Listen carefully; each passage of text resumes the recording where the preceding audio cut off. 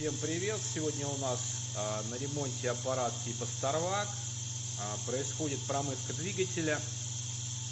Также из двигателя был убран фильтр, который забился просто в хлам. И специальной жидкостью я соединяю вход-выход и промываю. Соответственно, ламели тоже были протерты.